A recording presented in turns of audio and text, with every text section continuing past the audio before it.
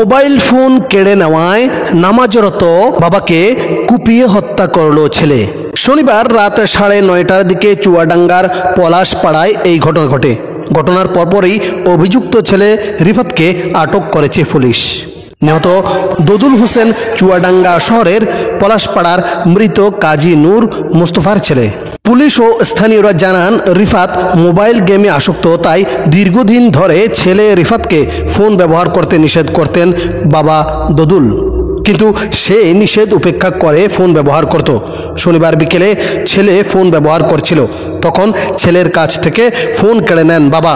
এরই জেরে রাত 8:30টার দিকে নিজ বাড়িতে নামাজরত বাবাকে পেছন থেকে ধারালো ছুরি দিয়ে কোপায় ছেলে। এতে তিনি গুরুতর আহত হন। পরে স্থানীয়দের সহযোগিতায় তাকে চুয়াডাঙ্গা সদর হাসপাতালে নেন পরিবারের সদস্যরা। সেখানে চিকিৎসাধীন অবস্থায় রাত 9:30টার দিকে মারা যান তিনি।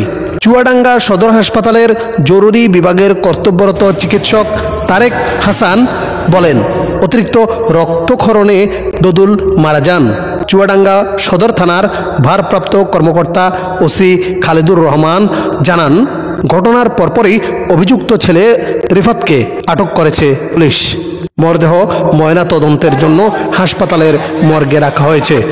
পরবর্তী আইনগত ব্যবস্থা নেওয়া হবে।